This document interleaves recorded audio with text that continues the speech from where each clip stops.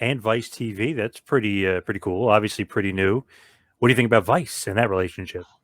I was psyched. I used to watch so many documentaries on that growing up and in my teenage years. And the fact that we come on before Dark Side of the Ring, like that is one of the hottest shows going today in wrestling on Vice. So the fact that we are on the same channel as them is amazing. The fact that we are kind of doing that whole nostalgic noon slot as well is super, super cool. So as soon as we announced that, I was absolutely pumped. The more eyes we can get on this brand, the more that we'll realize, MLW is no longer the best kept secret, as we say. So I think it's just really important that people realize there's so much wrestling out there, and you might know the names that have been around for ages and ages and have been running constantly, but like there's other stuff out there, and it's really, really good. And that's something we pride ourselves on is the fact we have huge names coming in, and then we have people who we are signing or have been with us for a bit. And they aren't names that are as big, but they're incredible wrestlers and their names will be huge. So I love that. I love the whole dynamic and the diversity of that.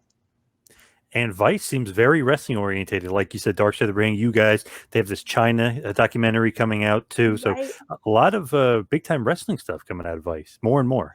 Nope, it definitely feels like a great home, and the fact that you can watch in so many different countries all over the place. Like if you mention Vice to majority of people, they're gonna know what you're talking about. So we can say, yeah, we're on that channel, and that's that's pretty dope. So, and of course, you can still catch us on a bunch of like different things like Roku, Pluto. We have DAZN. We're also on YouTube every single week. So I mean, you can literally catch us on so many different streaming services. It's fantastic, and now television. You guys are everywhere. Literally, you guys are everywhere. And it's only going to get bigger.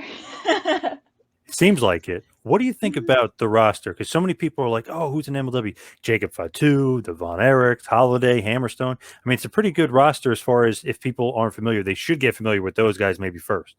Yeah, no, 100%.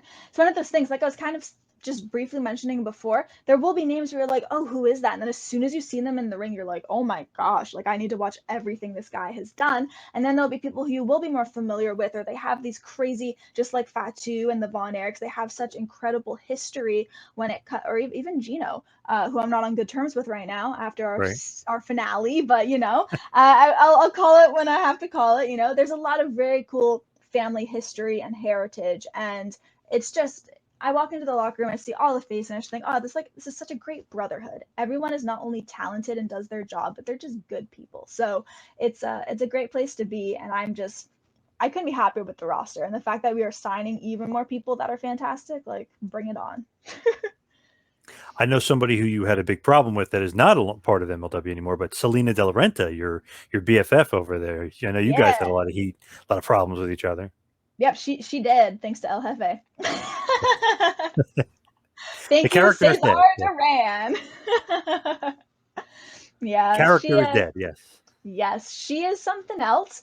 We have had a lot of back and forth over the last few years. At times, she will treat me like her best friend. At times, she will treat me like her greatest enemy, even though I've done nothing to her. So, very happy that she is not there because I won't have to deal with her bullshit anymore. But at the same time, those moments where we were more friends than enemies, kind of, the frenemies part that I feel the love a little bit.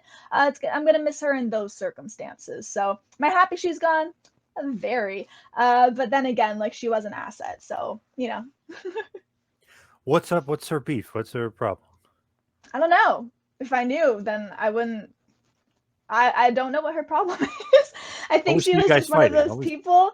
I think she's just one of those people that was just born an asshole, and you just can't. You just can't shed it. So I think that's it. Yep.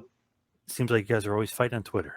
We are, because she starts it. She gave up my phone number the other day, and my phone keeps just ringing off the hook, and it's so frustrating. That's a pretty big time prank, giving out somebody's phone number so people ring them That's off the a hook.